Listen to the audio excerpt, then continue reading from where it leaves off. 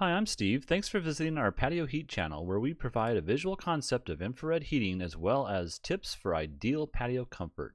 Check out our patioheat.com website for more information. We definitely appreciate you tapping that like button as it helps others find our channel. Now let's heat this place up. Alright, here's a residential application. As you can see here, we have a second floor balcony, and we have a couple of elements that we need to be aware of. Number one, there's a doorway that comes out. Now I have this doorway at 6 feet 6 inches, I think, right now, and it might be a little bit higher, and that might play a part in how we place these heaters. There's a sliding doorway here, so that just slides left and right, so that's not a big issue. Then we do have a fan, and I have it centrally located within this space. And then I think that's about it, and we're just going to concentrate on the second floor of this application. So let's go ahead and look at the overall dimensions. Overall dimensions I have is 18 feet 3 inches this side, and then a depth of 12 feet, and a height I have, and this is just a estimated height here, of basically 9 feet tall. And as you can see here, there's that doorway rather, 6'6". And as you can see here, I have this heater mounted at just 10 feet off the ground. So the bottom edge of the heater will be at 10 feet off the ground. 10 feet is really the maximum heat that we would like to see. This is a model CD6024, CD6024, 6,000 watt, 240 volt. And you can see that I have it at a 10-degree tilt from, pointed straight down, 10 degrees up. All right, and also my mounting position is placed here in the center of the this beveled edge here. So if you looked at the center point right around here somewhere, I've centered the actual mounting plate right there, centered with this space here. Many people ask about placing a flush mount in a slope ceiling like this, and that is not approved.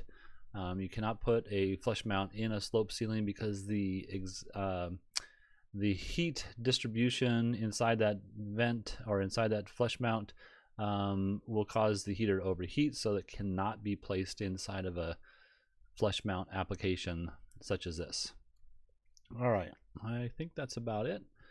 As you can see here, I just placed a couple of elements out here, a dining table, and then just a little sofa.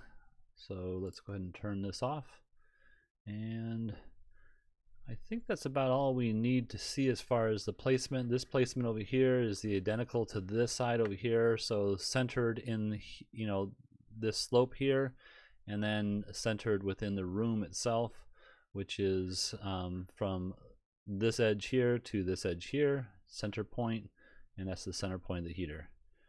All right, now this application is in, I want to say it was Kansas City, Missouri, I think, and because of that, the temperatures do get pretty low in the winter months. So I would say that this application would really be effective, say, between March and maybe to October, when it gets really cold in the below 50s. If you're not acclimated to that temperature, then this might not be the ideal situation for you. You might wish that you had more heat, so I just want to kind of preempt it with that caution that these heaters are infrared heat light waves, so they heat mass, they don't heat the air temperature. There's just too much air loss in a outdoor environment. And so that being said, you can only put on so much intensity before you either feel too hot or the outside temperatures are so cold that you need so much more heat that it's really hard to provide that with outdoor equipment. So in any case, let's go ahead and look at the well, first I'd like to go ahead and look at the clearance here, and this is why this doorway is kind of important. Now you can see with my tilt here of that 10-degree tilt that I have a clearance that is, it's 18 inches from this edge to the outside, and then 36 inches down and around, and then all the way to the back of the heater, 18 inches as well.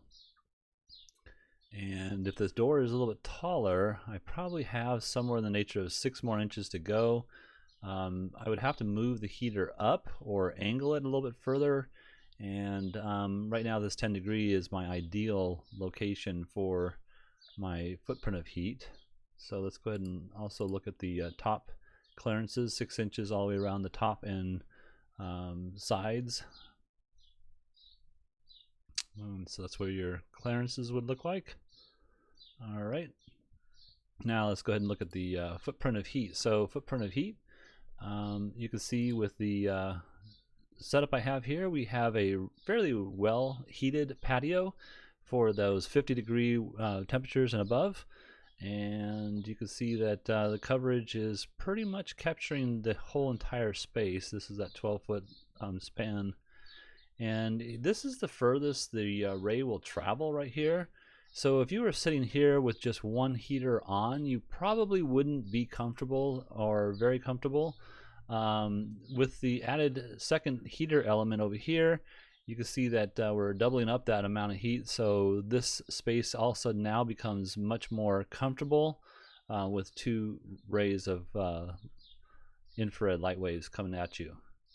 So, all right, so those are the 2 units, CD6024s. Now you could use a control panel if you're expecting to use this like in the little bit warmer months, say like at 70 to 60 degree weathers.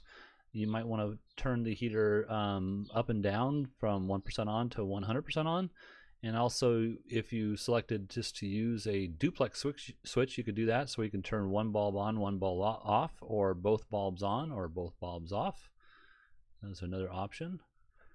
All right, well, if you're looking for some assistance with your outdoor heating application and you would like us to take a look at what you have, just send your request to designs@patioheat.com, and we really appreciate that thumbs up. It helps us with the YouTube algorithms, and I'm sure others will appreciate you doing that. Thank you very much and have a great day.